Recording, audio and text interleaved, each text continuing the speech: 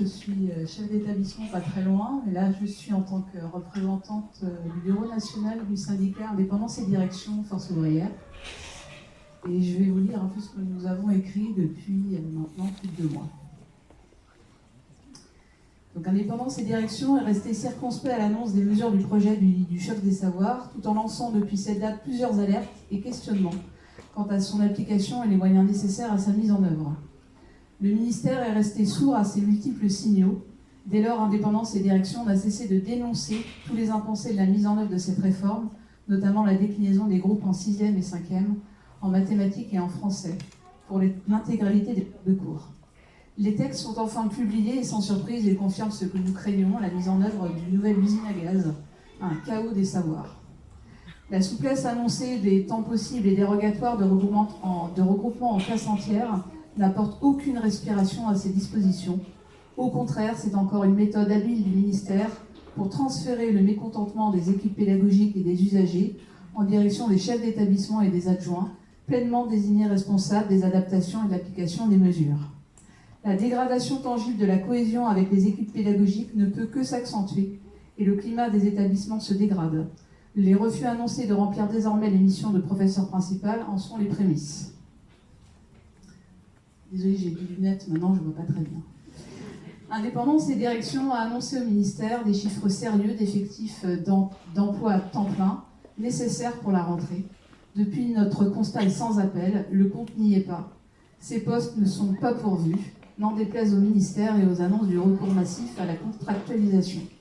La plupart des académies sont d'ores et déjà dans la capacité de remplacer les professeurs de français et de mathématiques absents, et je ne vous parle pas des autres disciplines. Pour ces motifs, Indépendance et Direction maintient son opposition et continue de réclamer le retrait du choc des savoirs.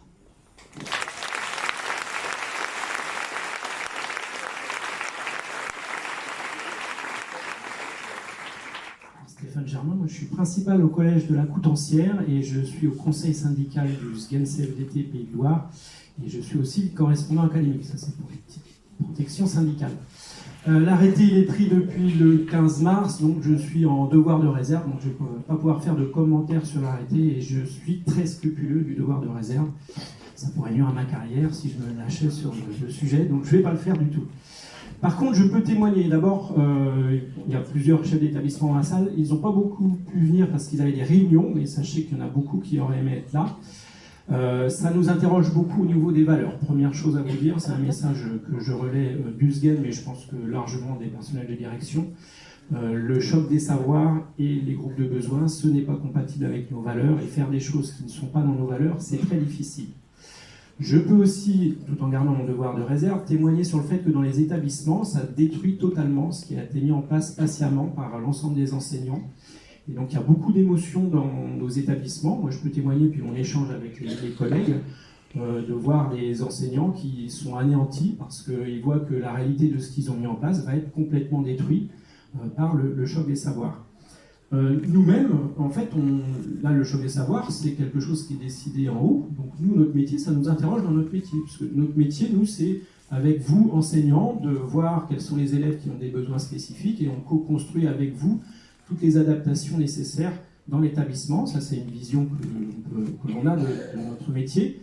Si on nous explique ce qu'on doit faire, on est de simples exécutants, et vous aussi, enseignants, vous êtes de simples exécutants, et ça fait retirer tout le sens de nos métiers.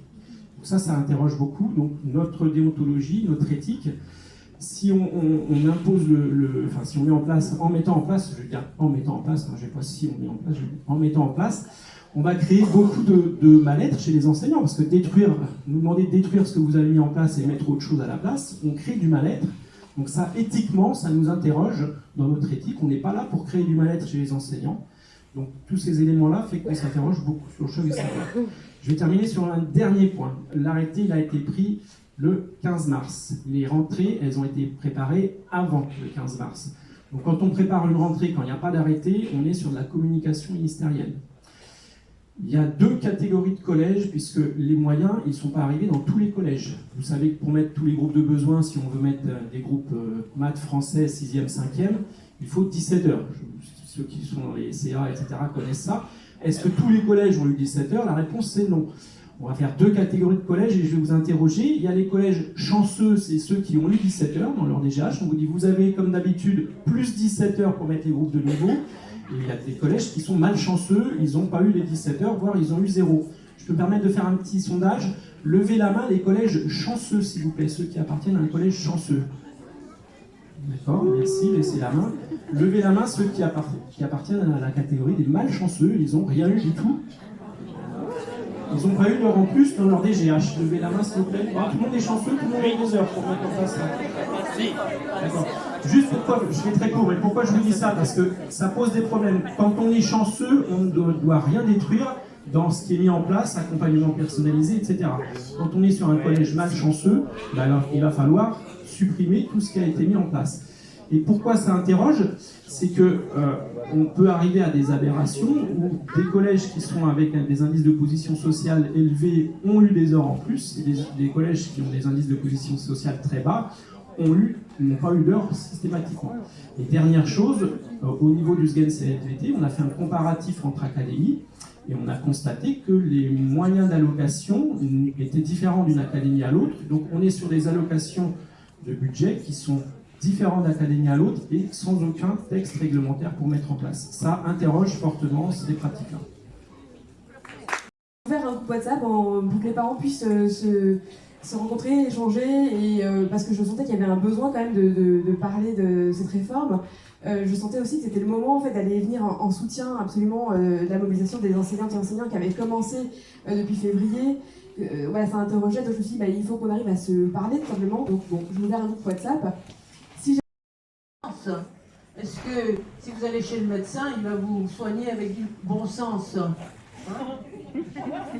Franchement, vous avez mal à la tête. Non, attends, je finis. Donc, c'est un métier difficile. Les groupes de niveau, je les ai vécus. Et encore, c'était pas à haute dose comme ça, puisqu'on avait des 2 heures, mais on avait 3 heures classe entière, tout le temps. On récupérait tous nos élèves et on avait effectivement des groupes de niveau, il y avait le A, le B et le C. Ça a duré quelques temps et c'était une catastrophe, ça ne servait à rien. Les bons ne progressaient pas, ils étaient bons, ils restaient bons.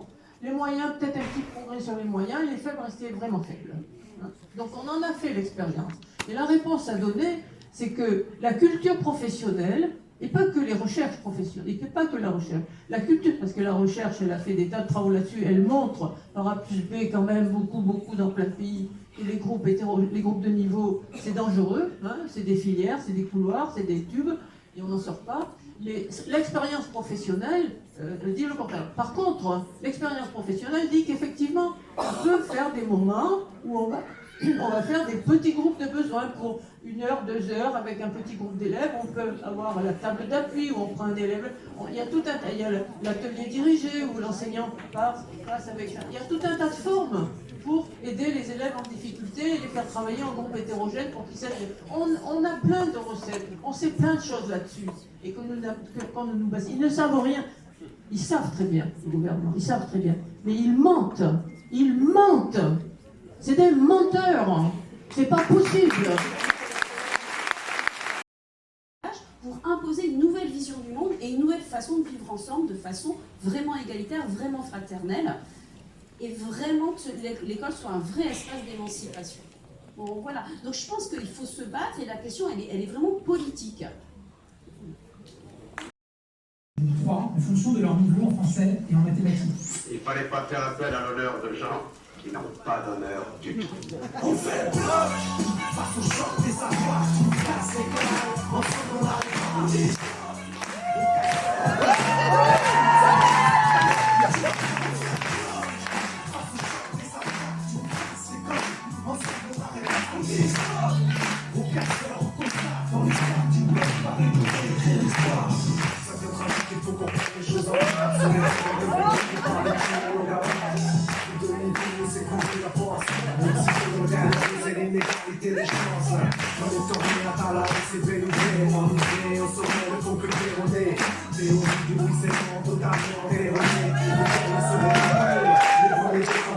la Macronie ne cache même pas sa perfidie. Tirage d'économie, elle mène l'éducation sans perfusion. Dans nos vies, chaque crache son ironie. Par on fait l'élève, ensemble on c'est net pour Révolution de cette énième provocation du pouvoir. Faut mouvoir ton système et que choc des savoirs. On va t'arrêter mort en gardant des vieilles solutions. Pour le mouvement, t'as gardé ton bateau. Face au choc des savoirs. Ensemble on l'arrêtera. Tu vas faire face au choc des savoirs.